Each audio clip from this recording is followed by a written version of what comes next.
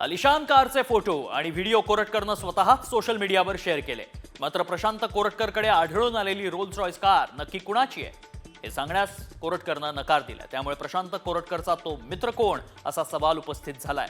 समृद्ध जीवन घोटाळ्यातील आरोपी महेश मोतेवारच्या कंपनीच्या नावावर असलेल्या रोल्स रॉयस कार जप्त करून तिचा लिलाव होणार होता।